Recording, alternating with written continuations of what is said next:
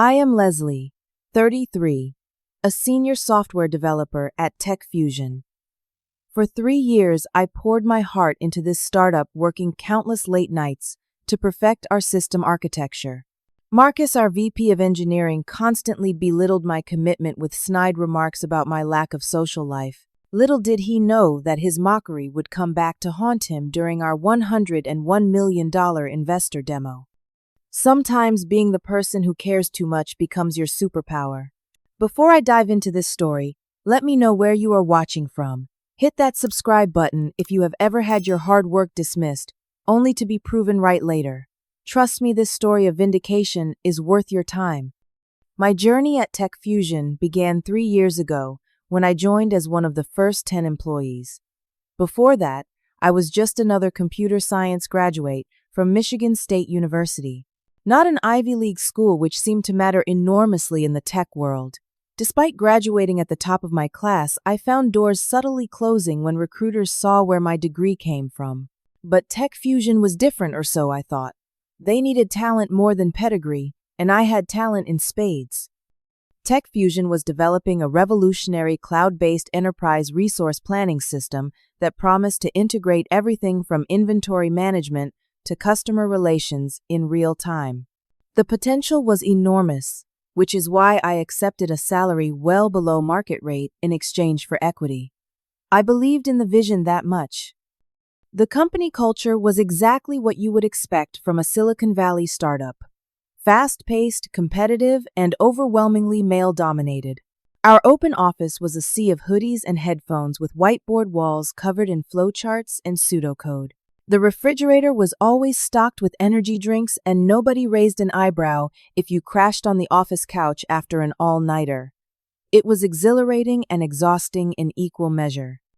The key players at Tech Fusion formed a complex social ecosystem that I had to learn to navigate. Our CEO, Brian Matthews, was a charismatic visionary with a background in business development. He could sell ice to polar bears, but often seemed disconnected from the technical realities of what we were building. He trusted his leadership team implicitly, sometimes to a fault. Stephanie Wright, our CTO, was brilliant, and I initially looked up to her as a role model. She had built successful systems for 2 previous startups and knew her stuff, but I quickly noticed how often she was sidelined in decision-making, her technical expertise overshadowed by louder, more politically savvy voices. Jordan Wilson became my closest ally at the company. A fellow developer with a dry sense of humor, Jordan had been there 6 months before me and showed me the ropes. "Watch what people do, not what they say," was Jordan's first piece of advice. Sage wisdom, as it turned out. For the first 18 months, things went relatively well. I designed much of the core system architecture, particularly the database structure and API layer, that everything else would build upon. My work received praise from both Stephanie and Brian. I was even given a small team to manage as we expanded. I started to feel like I had found my place. Then Marcus Reynolds joined as VP of engineering, and everything changed. Marcus came from a larger tech company with a reputation for cutthroat culture. He had an MBA from Stanford and never let anyone forget it. Tall, always impeccably dressed in business casual, while the rest of us wore jeans, he carried himself with the confidence of someone who had never been told no. From day one, he made it clear that he was here to professionalize our scrappy little startup and get us ready for the big leagues. Within weeks, the collaborative atmosphere began to shift. Meetings that once involved open discussion became presentations where Marcus outlined what would happen. Decision-making became opaque. Most concerning to me, technical considerations started taking a back seat to what would demo well to investors. 6 months after Marcus joined, Eric Donovan was hired as a senior developer. Eric had worked with Marcus at his previous company and was immediately positioned as a rising star. He was undeniably talented at creating flashy front-end features that looked impressive in demos. But those of us who had to integrate with his code knew the truth.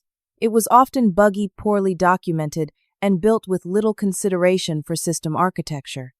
As the months passed, I watched with growing concern as Eric was given more and more prominence while my role became increasingly marginalized. Despite having designed the system foundation, I found myself assigned to maintenance tasks and unglamorous back-end integrations. When I raised concerns in meetings about stability or scalability issues, Marcus would smile thinly and say things like, "Let us not get bogged down in theoretical problems. We need to move fast." The final straw came 3 months ago when Brian announced we were preparing for our biggest investor presentation yet. A consortium of venture capital firms was considering a $101 million investment that would fuel our expansion and cement TechFusion as a major player in enterprise software. Everything would ride on a live demonstration of our system, showing how it could handle complex multi-user scenarios in real time. In the all-hands meeting where roles were assigned, Marcus stood at the whiteboard assigning responsibilities. Eric would lead the development of the demo interface and user flow. Another senior developer, Alex, would handle data visualization. Jordan got server provisioning and performance optimization. When it came to my name, Marcus paused, tapping his marker against the whiteboard. "Leslie, you will handle back-end integration for the authentication system. Make sure everything connects properly." His tone made it clear this was a supporting role, not a starring one. I would not be presenting, nor would my work be visible to the investors. I was being tucked away in the background. As everyone dispersed after the meeting, I caught Jordan's eye. A slight shake of the head told me everything. This was politics, not merit, and we both knew it. That night, I stayed late reviewing the system architecture diagrams. The investor demo would push our platform to its limits, and I had serious concerns about whether it could handle the load. But as I stared at the authentication system, I had been assigned to something else. Became clear this unglamorous component was actually the linchpin of the entire demo. If it failed, nothing else would matter. With new determination, I closed my laptop at 2 a.m. If this was the role I had been given, I would make sure it was flawless. What I did not know then was that this assignment would become the battleground for everything I valued in my professional life. The investor demo was scheduled for 90 days out, giving us just 3 months to build a rock-solid presentation of our platform. The entire office shifted into high gear, with whiteboard sessions running into the evening and Slack channels buzzing at all hours. 1 week into the development cycle, I noticed the first red flag. Eric had shared his initial demo interface design, and it looked spectacular, with animated transitions and real-time data visualization. But looking at the codebase, I could see he was making assumptions about data flow that our authentication system was not designed to handle. That night, I stayed late to run some tests. My suspicions were confirmed. Under the load conditions we expected for the demo, the authentication bottleneck would cause cascading failures throughout the system. I carefully documented the issue, including screenshots, performance metrics, and 3 potential solutions. The next morning, I sent my findings to Marcus, Eric, and Stephanie. At the daily stand-up meeting, I waited for someone to acknowledge the report. When no one did, I brought it up myself. I found some concerning performance issues with the authentication flow for the demo, I said, when it was my turn to speak. The current design will not support multiple concurrent admin-level users, which is exactly what we will be demonstrating to the investors. Marcus glanced up from his phone. We do not need to get into the weeds here. Eric and I have discussed the user flow, and we are confident in the approach. But the tests show. I began. Leslie. Marcus interrupted his voice, taking on the patient tone one might use with a child. Not everyone needs to pull all-nighters to understand the system. Let us stay focused on our assigned tasks and trust the process. Several developers chuckled, and I felt my face flush. The implication was clear. My late nights were not dedication but inefficiency, possibly even insecurity. Eric jumped in. I have built systems like this before. It will handle the load. We just need to optimize a few parameters before the demo. I bit my tongue and nodded, but I did not stop working on the issue. Over the next few weeks, I developed a pattern. Days were spent on my assigned tasks. Nights were dedicated to documenting and solving the growing list of issues I was finding in the demo system. 2 weeks later, I identified another critical problem. Eric's flashy front end was making direct database calls instead of going through our API layer, creating not only security vulnerabilities, but potential data consistency problems. Again, I documented everything meticulously and shared my findings. This time, the report did get discussed in our weekly architecture review, but not in the way I had hoped. Leslie has raised some concerns about the approach to database access. Stephanie began nodding in my direction. I pulled up my documentation to walk through the specific issues, but Marcus cut in before I could start my screen share. Yes, I reviewed this. Leslie makes some interesting theoretical points, but we have to balance architectural purity with delivery timelines. He turned to me with what looked like concern. Leslie, I appreciate your thoroughness, but we need to be pragmatic. The system does not need to be perfect. It needs to be impressive for a 30-minute demo. But these are not theoretical issues, I insisted. I can show you the test results. Marcus sighed. We do not have time for a deep dive right now. Eric, can you address Leslie's concerns while maintaining the current timeline? Eric nodded confidently. Absolutely. I will add some caching layers that should smooth over any performance hiccups. And just like that, the conversation moved on. My carefully documented evidence was dismissed as theoretical, while Eric's on-the-spot proposal with no supporting data was accepted without question. After the meeting, Jordan caught up with me in the break room. That was rough, Jordan said, voice low. But you know how this works. Marcus brought Eric in, so his success is Marcus's success. This is not about politics, I replied, frustration evident in my voice. This is about building something that actually works. Jordan gave me a sad smile. In a perfect world, sure, but be careful about pushing too hard. You are getting a reputation as difficult. Difficult? Because I care about quality? Because you are challenging the way Marcus wants things done. Just watch your back, okay? Jordan's warning stayed with me, but I could not bring myself to stay silent. The following weeks brought more of the same. I would identify issues, document them thoroughly, propose solutions, and be politely but firmly dismissed. Each time my concerns were characterized as overthinking excessive caution or missing the big picture. During this period, Marcus's comments about my work habits became more frequent and public. Here comes Leslie, our resident night owl, he would say. When I arrived in the morning, never mind that I was always in before him. Or, someone needs a social life, when he would see me still at my desk after hours. Each comment earned chuckles from those eager to stay on his good side.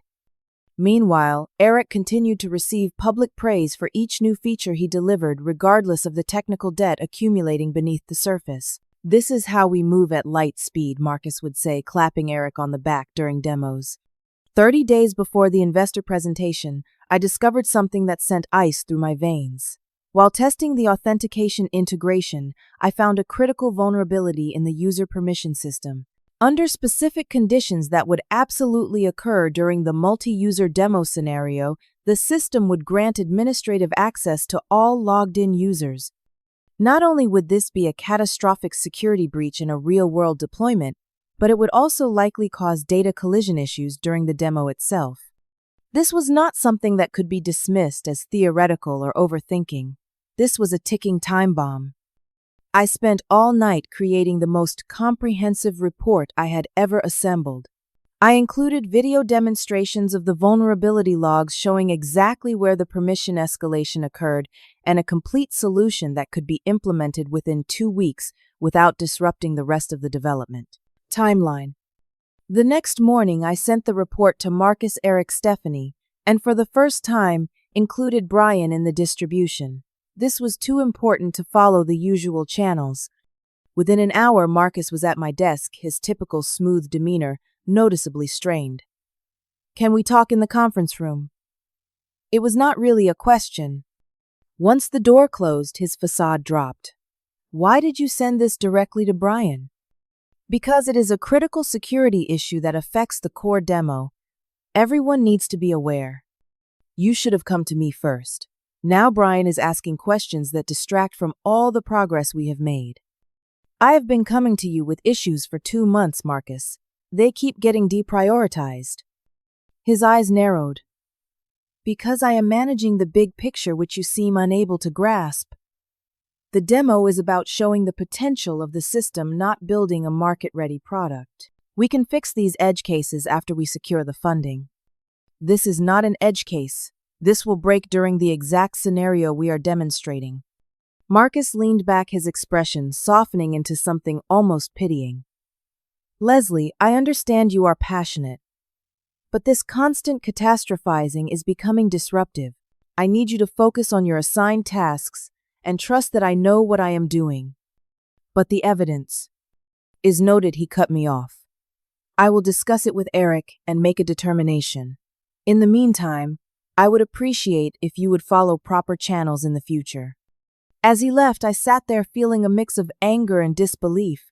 How could technical evidence be so thoroughly disregarded? Was I really the one not seeing clearly? That afternoon, I received a terse email from Marcus. After review with the team, we have determined that the authentication issue you reported will be addressed post-demo.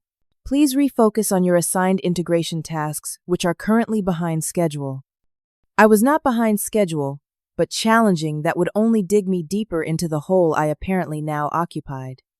That night, I confided in Jordan over late-night takeout in the empty office. I do not know what else to do. The evidence is clear, but no one will listen. Jordan pushed some noodles around with chopsticks. You have done everything by the book. You have raised the concerns, documented them professionally, and proposed solutions. At this point, you have to accept that this is a political decision, not a technical one. So I just watch it fail. You protect yourself. Make sure everything you are directly responsible for is bulletproof. Keep documenting everything. And maybe start updating your resume just in case. It was harsh advice, but I knew Jordan was right. I had done everything I could within the system. The decision makers had the information and had made their choice. Still, as I worked late into the night, I could not shake the feeling that I was watching a slow-motion car crash that I was powerless to prevent. All I could do now was make sure I was not behind the wheel when it happened. With just 2 weeks remaining before the investor presentation, the office atmosphere turned electric. Brian started bringing potential investors through for office tours, showing them our vibrant workspace and enthusiastic team. Press releases were drafted announcing the upcoming funding round contingent on the successful demonstration.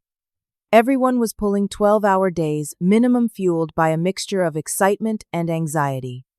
I overheard Marcus telling Brian in the hallway, "Everything is on track. The system is performing beautifully in our test environments. This demo is going to blow them away." Brian clapped him on the shoulder. "That is exactly what I want to hear. The advance feedback from the investors has been incredible. If we nail this, we are looking at a valuation that will make us all very happy." Later that day, I was reviewing the latest build when I noticed that Eric had made substantial changes to the user authentication flow modifications that were not in the project plan or discussed in any meeting I had attended. I pulled the Git commit history and felt my stomach drop.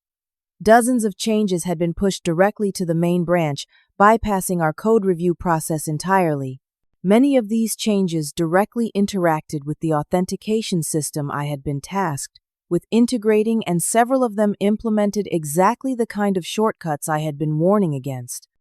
I immediately ran the standard test suite and found that 3 critical tests were now failing. Further investigation showed that Eric had simply commented out the failing assertions rather than fixing the underlying issues. It was 7 in the evening when I knocked on the glass wall of the conference room where Marcus was meeting with the marketing team.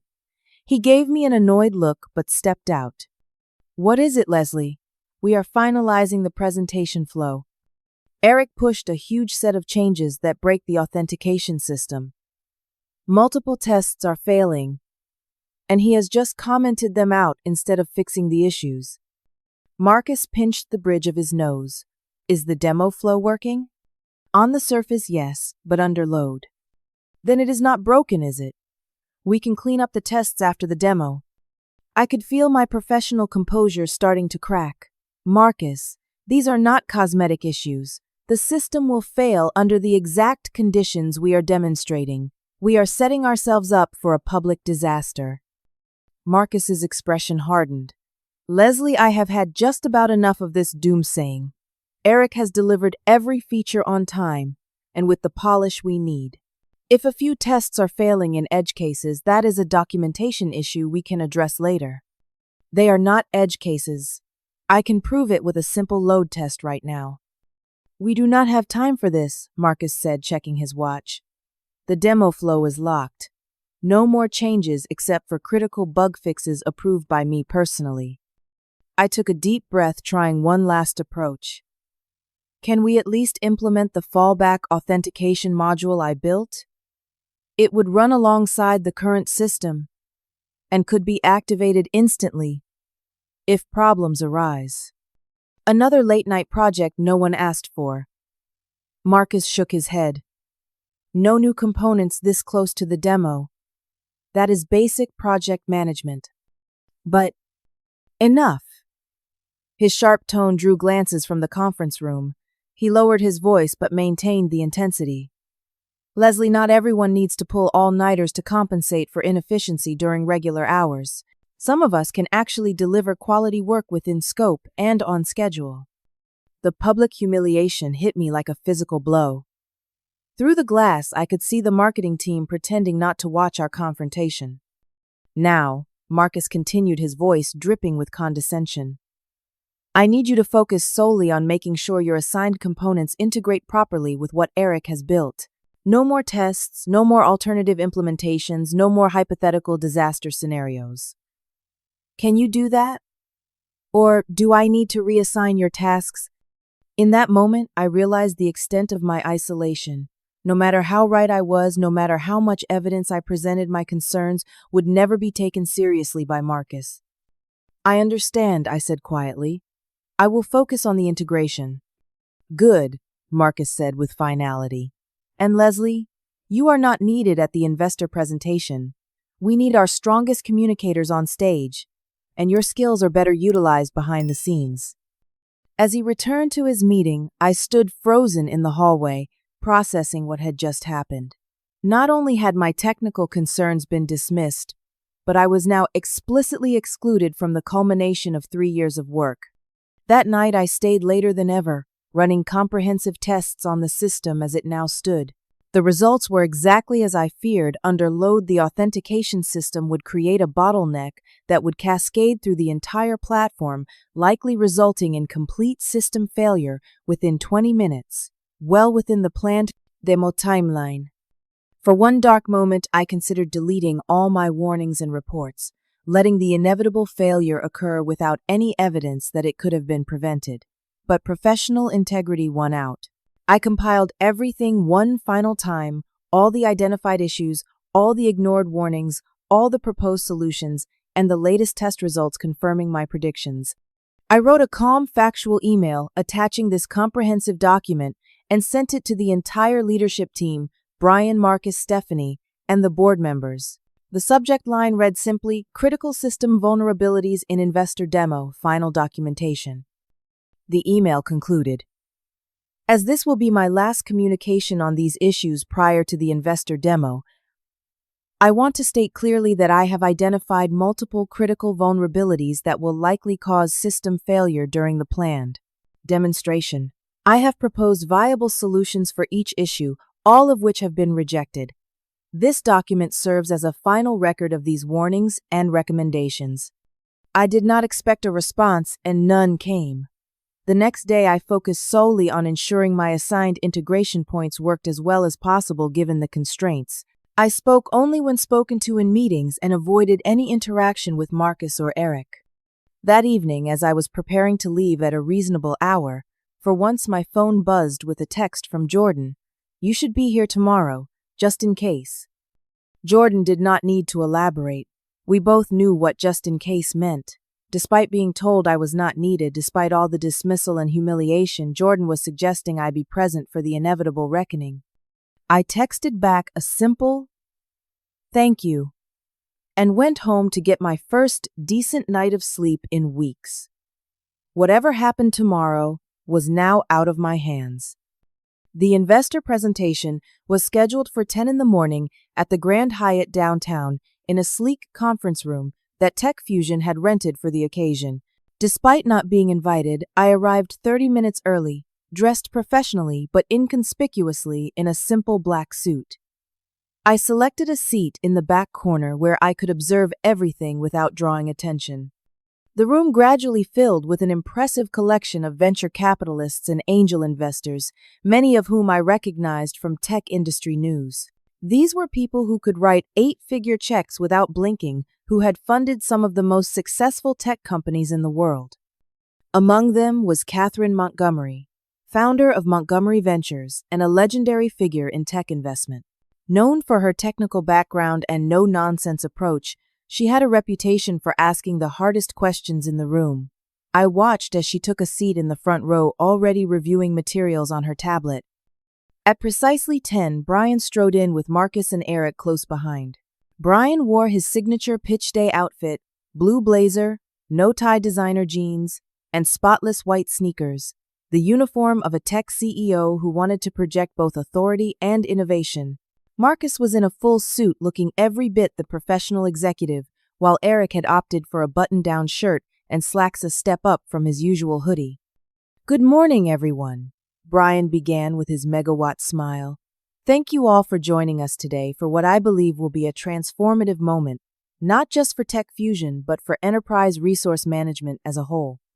He launched into his well-rehearsed introduction, outlining the market opportunity, the pain points their solution addressed, and the traction they had already gained with pilot customers. His presentation was flawless, hitting all the key points investors look for: market size, competitive advantage, revenue projections, and team expertise.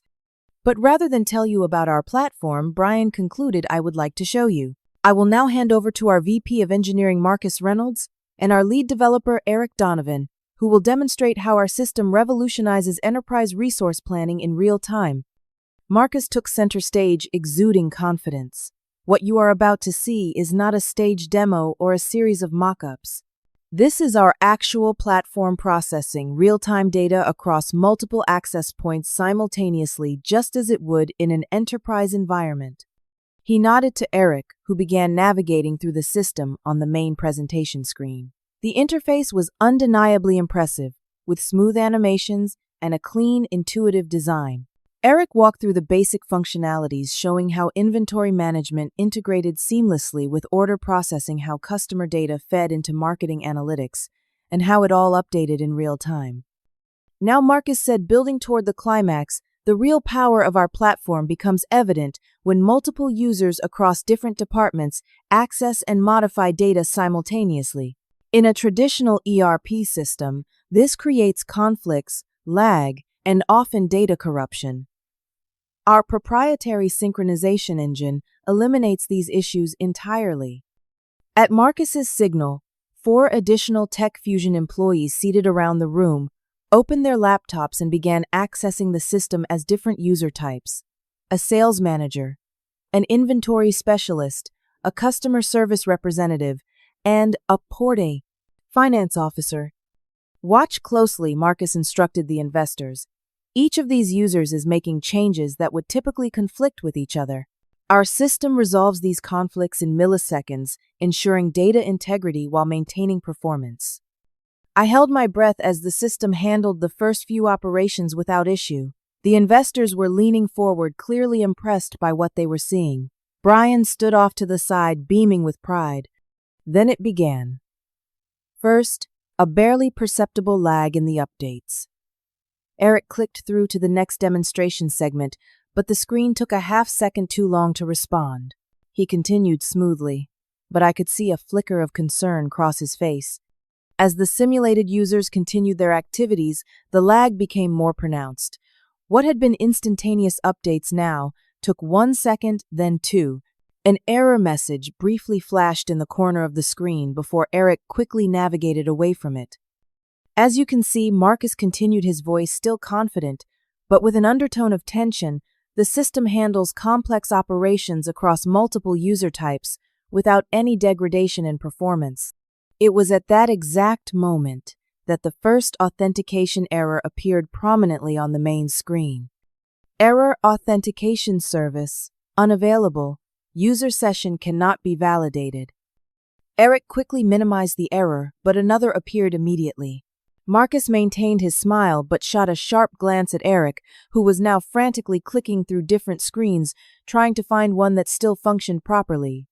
"We appear to be experiencing a minor technical hiccup," Marcus said with a forced laugh. "This can happen when demonstrating beta software. Eric, why don't you restart the client connection?" Eric nodded and closed the application, then attempted to relaunch it. The loading screen appeared and then froze entirely. The uncomfortable silence in the room stretched as Eric tried again with the same result. Catherine Montgomery broke the silence. "Is this hiccup related to your authentication service? It seems to be creating a bottleneck in your processing pipeline." Marcus looked startled at the technical accuracy of her observation. "It is just a temporary connection issue. We can move to our backup demonstration if you will. Just give us a moment." But there was no backup, and we all knew it. As Eric continued to struggle with the frozen system, investors began to shift uncomfortably in their seats. Some exchanged knowing glances, others began checking emails on their phones, the universal sign of waning interest. Brian stepped in, attempting to salvage the situation. "While our technical team resolves this minor issue, perhaps I can address any questions about our market strategy or revenue projections." A few polite questions followed, but the energy had been sucked out of the room. The technical failure had undermined every claim about revolutionary technology and enterprise-grade reliability. No amount of charismatic CEO talk could undo the damage of seeing the system freeze completely during its most critical demonstration. After 30 excruciating minutes of failed troubleshooting, interspersed with increasingly desperate market discussions, Brian finally conceded defeat. "It seems we are experiencing some unusual technical difficulties today. I want to be respectful of your time, so perhaps we should reschedule the demonstration portion for later this week, when we can ensure everything runs smoothly." As investors began gathering their things, their disappointment palpable, I noticed Catherine Montgomery was not preparing to leave. Instead, she was watching me intently from across the room. Our eyes met, and I saw recognition flash across her face, though we had never spoken. She had been observing my reactions throughout the demo disaster. While others filed out exchanging business cards and vague promises to reconnect, Catherine approached me directly. "You knew this would happen," she said. "It was not a question." I hesitated, conscious of the professional ramifications of what I might say next.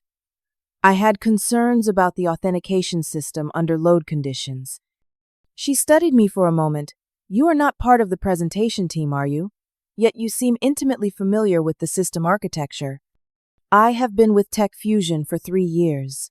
I designed much of the core architecture, including the original authentication system." Catherine nodded thoughtfully. "And let me guess, you warned them about this specific failure mode, and those warnings were ignored." Before I could respond, Jordan appeared at my side. "Leslie has documented every potential issue extensively, including this exact scenario," Jordan said quietly. "She also built a solution that could have prevented it." Catherine turned back to me. "Do you have that documentation accessible now?" I nodded. "I have everything on my laptop." "I would be very interested in seeing it," she said, "and I suspect several of my colleagues would as well." As if on cue, Brian approached, his face a mask of professional concern, hiding obvious panic. "Miss Montgomery, I cannot apologize enough for the difficulties today. I assure you this is not representative of our platform's capabilities." Catherine turned to him with a neutral expression. "Brian, I would like to speak with your engineer here about the system architecture. Is there somewhere we can use for about 30 minutes? Brian looked confused, clearly not expecting this request. "Of course, but Marcus and Eric are the leads on the technical presentation. They would be better positioned to explain. I would prefer to speak with—" She paused, looking at me expectantly. "Leslie," I supplied. with Leslie, Catherine continued. Based on what I observed, she seems to have insights that might be valuable. Brian's confusion deepened, but he knew better than to refuse Catherine Montgomery anything. Of course, you can use the smaller conference room down the hall. I will make sure you have everything you need. As Brian walked away to make arrangements, Catherine turned back to me with the hint of a smile. Bring your laptop and all your documentation. Something tells me this is going to be an interesting conversation. The smaller conference room had a spectacular view of the city skyline, though nobody was paying attention to it. Catherine sat at the head of the table, her tablet and notebook arranged precisely in front of her. I connected my laptop to the room's display system, with Jordan sitting quietly beside me. To my surprise, 2 other investors had joined us. David Chen from Horizon Capital and Alicia Fernandez from Tech Growth Partners. Before we begin, Catherine said, I want to be clear about what we are doing here. This is not an ambush or an attempt to undermine your company. Quite the opposite. We are still very interested in Tech Fusion's potential, but what we witnessed today raises serious questions about technical leadership and decision-making processes. She turned to me directly. Leslie, I would like you to walk us through the issues you identified, when you identified them, how you documented them, and what solutions you proposed. Just the facts, please. I took a deep breath and began sharing my screen, showing the first report I had created nearly 3 months ago.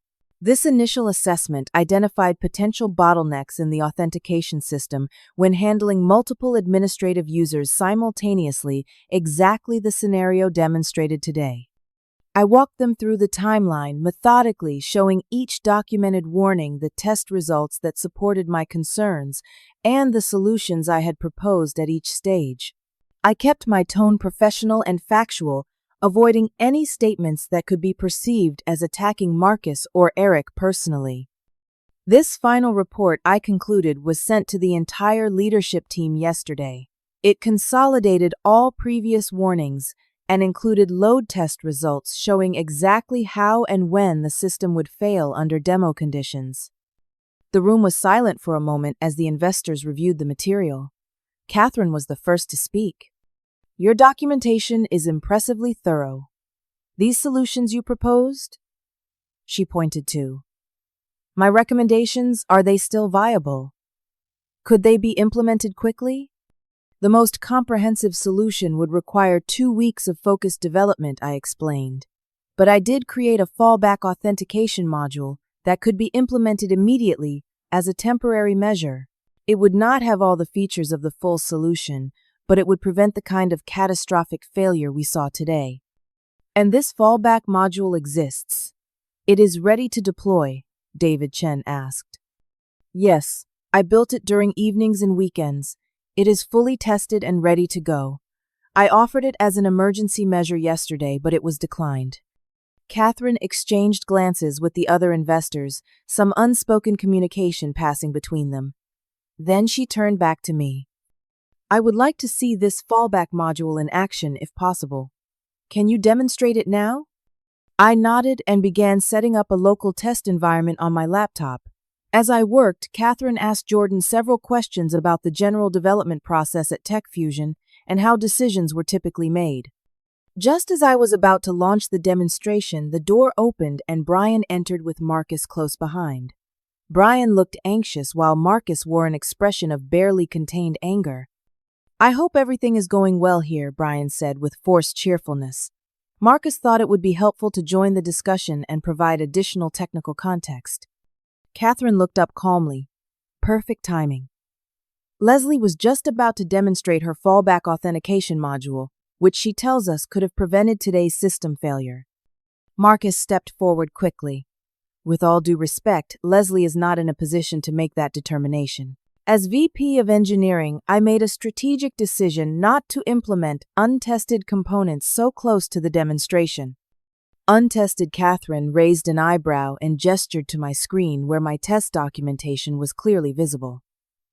These look like quite extensive tests to me. Tests performed independently outside of our quality assurance process, Marcus countered. Unauthorized development work that was not part of our sprint planning. Catherine held up a hand to pause the brewing confrontation. Let us focus on solutions rather than process for the moment. Leslie, please proceed with your demonstration. Under the tense gaze of everyone in the room, I launched the fallback module and connected it to our test environment. Then I ran the same multi-user scenario that had crashed during the investor presentation. The system handled it flawlessly with authentication times, well within acceptable parameters even under heavy load. As you can see, I explained this approach uses a more efficient authentication caching mechanism that prevents the bottleneck we experienced earlier. Catherine turned to Marcus. Would this solution work with the main system? Could it be deployed for a rescheduled demonstration? Marcus was trapped, and he knew it. Denying the viability of a solution that everyone had just seen working would destroy his credibility entirely. Theoretically, yes, but proper integration would require thorough testing and validation. How long would that take? Alicia Fernandez asked directly. Marcus hesitated. A few days at minimum. Leslie Catherine turned to me. Your assessment. 6 hours, I said confidently. 3 if I have Jordan helping me. We could have it ready for a demonstration tomorrow morning. Catherine closed her notebook decisively. Here is what I propose. Tech Fusion will implement Leslie's authentication solution today. Tomorrow at 10, we will reconvene for a rescheduled demonstration. If the system performs as expected, we can proceed with our investment discussions as planned. Brian, sensing a lifeline, quickly agreed. Absolutely. We will make whatever resources are needed available immediately. Excellent, Catherine said, then paused looking at the stack of reports on the table. She began flipping through them, examining the headers and signature blocks on each one. After a moment, she looked up her gaze, moving between Marcus and me. There's one more thing that concerns me, she said slowly. Looking through these technical reports and documentation from the past few months, I noticed something interesting. She laid several reports side by side on the table. Whose name is missing from these acknowledgments? Marcus went utterly still, his face draining of color. Brian looked confused, then his expression shifted to dawning comprehension as he moved closer to examine the documents. These architectural reviews and technical specifications, Catherine continued, they all build on core systems that, according to the revision history, Leslie designed. Yet her name has been removed from the contributor lists on more recent documents. Can anyone explain that? The silence in the room was deafening. Brian's face fell as he realized the implications. He looked at Marcus, waiting for an explanation that did not come. I think Catherine said into the silence that Tech Fusion has both a technical problem and a leadership problem to address. The good news is that the technical problem appears solvable. She turned to Brian. I suggest you put Leslie in charge of implementing her solution for tomorrow's demonstration. Marcus can assist as needed, but Leslie should have final authority on all technical decisions regarding the authentication system. Brian, now fully aware of the precarious position his company was in, nodded quickly. Of course, Leslie will lead the implementation team with full authority. Wonderful. Catherine stood gathering her things. We will see you all tomorrow morning. I am looking forward to a successful demonstration. As the investors filed out, Brian turned to me with new eyes. Leslie, I had no idea. We need to talk about all this. But right now, we need to save this demo.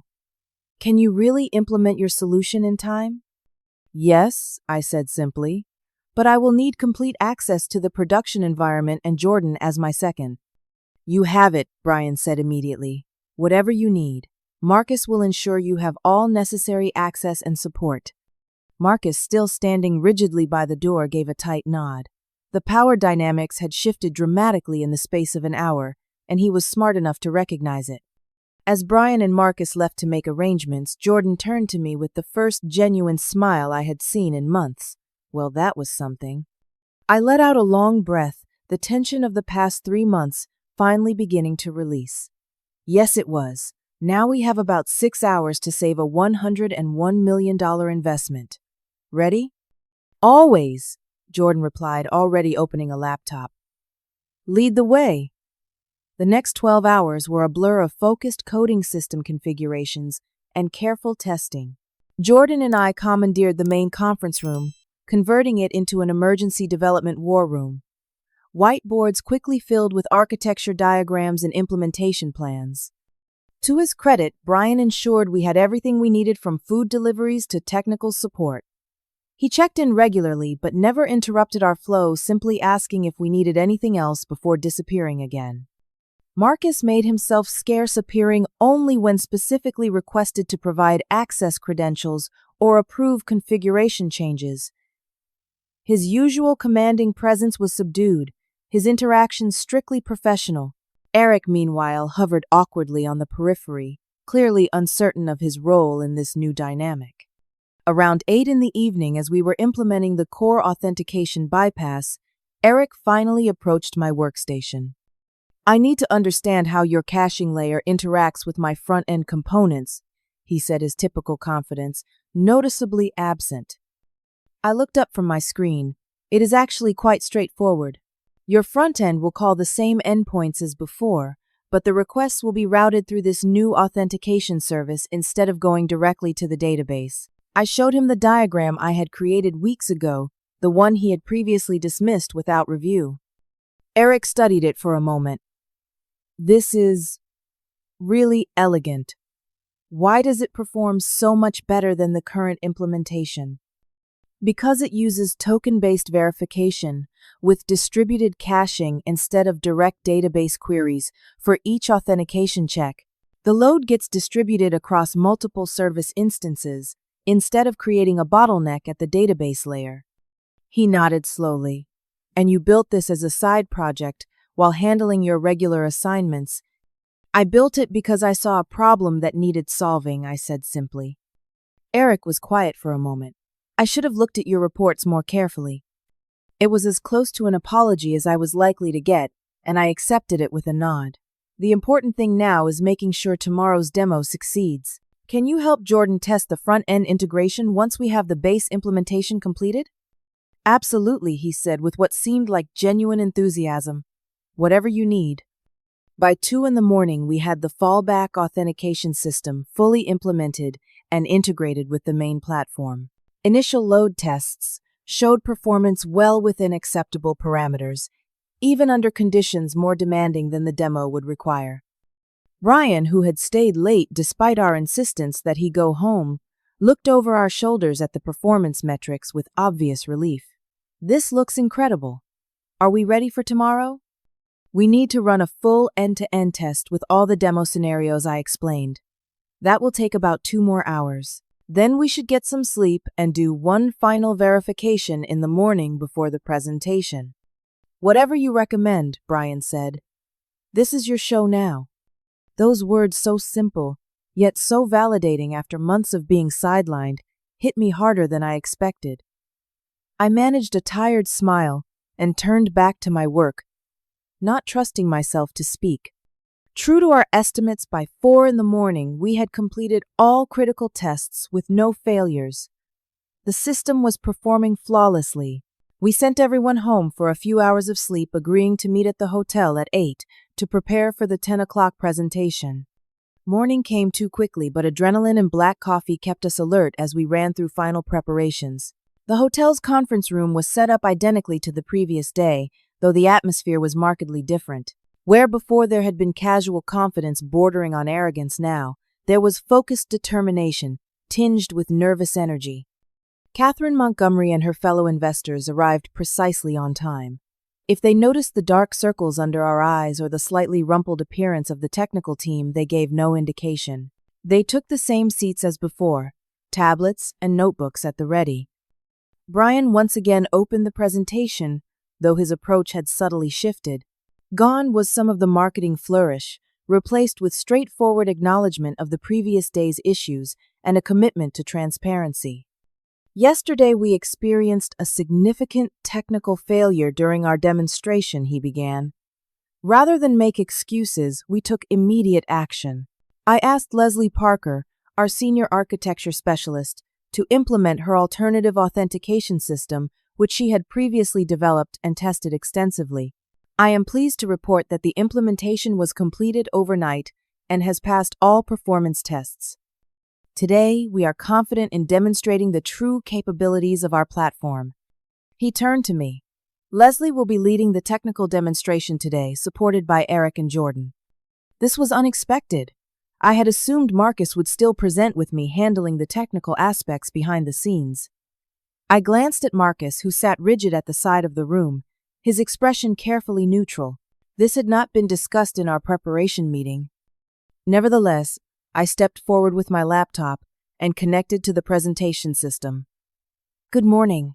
Before we begin the live demonstration, I would like to briefly explain the architecture supporting the system you are about to see.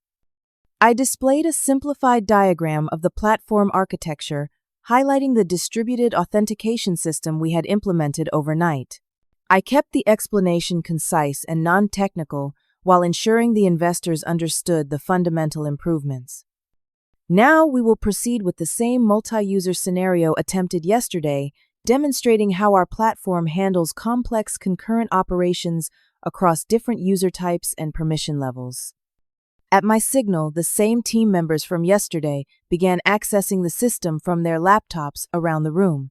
This time, the platform responded instantly to each operation, with performance metrics displayed in a small window at the bottom of the main screen for complete transparency. As the demonstration progressed without a hint of lag or error, I could see Catherine nodding approvingly. Other investors were leaning forward, clearly impressed by both the functionality and the overnight turnaround. As you can see, I explained, the system is handling multiple concurrent administrative users with no degradation in performance. Each operation is being properly authenticated, logged, and synchronized across all instances of the platform. I proceeded through each planned demonstration segment, showing the inventory management system, the customer relationship tools, the analytics dashboard, and finally the integrated reporting functions. Every component performed flawlessly with response times well under industry benchmarks. When the demonstration concluded, there was a moment of silence followed by something I had not expected: applause. The investors were genuinely impressed, not just by the technology, but by the rapid recovery from disaster. Catherine spoke first. This is exactly what we hoped to see yesterday, and frankly even more impressive today given the circumstances. The performance metrics are outstanding, and the architecture appears both robust and scalable. Brian beamed with relief and pride. Thank you, Catherine. We believe this represents the true potential of our platform. I agree, she replied, then turned to me. Leslie, could you explain how long you have been working on this authentication approach? It seems fundamentally different from what we saw yesterday. Before I could answer, Catherine opened a folder and removed a stack of familiar documents. My reports. I took the liberty of reviewing these more thoroughly last night. They tell an interesting story about the development process here at TechFusion. The room grew tense as Catherine laid out several pages side by side on the conference table. These reports, dating back nearly 3 months, document a clear pattern. Leslie identified critical performance issues early in the development cycle, proposed comprehensive solutions, and was repeatedly ignored or dismissed. More concerningly, her contributions to core architecture components were systematically removed from official documentation over time. She looked directly at Marcus. As someone who has built and led technical teams for over 20 years, this raises serious concerns about your engineering leadership and decision-making process. Brian stepped forward, his expression grave. Catherine, I want to assure you that I was unaware of these issues until yesterday. Had I known, I would have taken immediate action. That is precisely my point, Catherine replied. As CEO, you should have known. The fact that these technical warnings never reached you indicates a serious communication breakdown within your leadership structure. She turned back to the documents, selecting one particular report. This is particularly troubling. A critical security vulnerability in the user permission system was reported directly to the entire leadership team, including you, Brian, over a month ago, yet it appears no action was taken until the system failed publicly. Brian looked genuinely shocked. I never saw this report. Catherine raised an eyebrow. It was sent to your email on April 3rd. Brian turned to Marcus, who was now visibly uncomfortable. Marcus, did this report reach you? After a moment's hesitation, Marcus nodded. Yes. I received it, but determined that addressing it before the demo would create unnecessary risk to our timeline. Unnecessary risk, Catherine repeated incredulously. The authentication system failed completely yesterday. That seems like a risk that should have been addressed. Does it not? The room fell silent as the implications sank in. It was not just technical negligence, but a deliberate suppression of critical information. If I may, I interjected, wanting to redirect the conversation toward solutions rather than blame. What is important now is that these issues have been addressed. The platform is stable, secure, and performing as designed. My team worked through the night to ensure that, and the results speak for themselves. Catherine nodded appreciatively at my professionalism. Indeed they do. And that brings me to my next point. She closed her folder and looked at Brian directly. Horizon Capital, Montgomery Ventures, and Tech Growth Partners are still very interested in investing in Tech Fusion. However, we would require certain organizational changes as a condition of our investment. Brian straightened. We are open to discussing any changes that would strengthen our company. First, Catherine said Leslie should be promoted to Chief Technology Officer with full authority over technical architecture and engineering processes. Brian nodded without hesitation. Agreed. Second, a complete code review and security audit by an independent third party. Of course. And finally, Catherine continued a restructuring of the engineering leadership to ensure technical excellence takes precedence over politics or personal relationships. The implication was clear, though tactfully stated. Marcus would need to be reassigned or removed. Brian took a deep breath. I understand. These changes align with my own reassessment of our organizational needs following yesterday's events. Catherine smiled for the first time that morning. Excellent. In that case, I believe we can proceed with finalizing our investment terms, $101 million at the previously discussed valuation with the adjustments we have outlined today. The tension in the room transformed instantly into barely contained excitement. The funding was secured. Despite everything Tech Fusion had succeeded. As the meeting concluded and hands were shaken, Catherine approached me privately. Impressive recovery, she said, not just technically, but professionally. Many engineers would have taken the opportunity to gloat or assign blame. That would not have solved the problem, I replied simply. She smiled. No, it would not have. I look forward to seeing what you accomplish as CTO.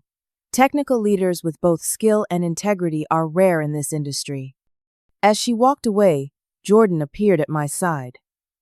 So, CTO Parker, how does it feel? I looked around the room at Brian enthusiastically discussing next steps, with investors at Eric looking both chastened and relieved at Marcus, quietly gathering his things to leave. 3 years of work, countless late nights, months of frustration and dismissal, all culminating in this moment of vindication. It feels like the beginning, I said finally. We have a lot of work to do. The 6 months following the investor presentation transformed Tech Fusion completely. With the $101 million investment secured, we accelerated hiring, expanded our office space, and most importantly, rebuilt our engineering culture from the ground up. My first week, as CTO, was spent in one-on-one meetings with every member of the engineering team, understanding their perspectives, frustrations, and ideas for improvement. What emerged was a consistent picture. Technical decisions had been made based on politics, rather than merit, for far too long, and talented people had either left or learned to keep their heads down. Marcus negotiated a graceful exit, taking a strategic advisor role that quietly disappeared from the organization chart within 3 months. Eric somewhat surprisingly requested to stay on under my leadership. Our first conversation as CTO and senior developer was refreshingly honest. I know I have a reputation for flashy but unstable code, he admitted. That is what was rewarded before. so that is what I produced. And now I asked. Now I want to learn how to build things that last, he said. If you will have me on your team. He proved to be a quick study once pointed in the right direction, and his front-end expertise complemented my architectural focus. With proper code reviews and mentorship, he became one of our most valuable contributors. The independent security audit Catherine had required revealed several additional vulnerabilities beyond what I had documented.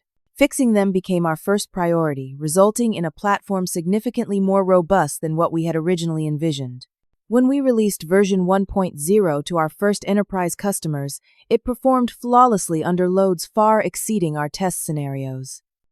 Brian and I developed a new working relationship based on transparency and mutual respect. He learned to ask better technical questions, and I learned to communicate complex issues in business terms he could understand and act upon. Together, we rebuilt the leadership team with people who valued collaboration over competition.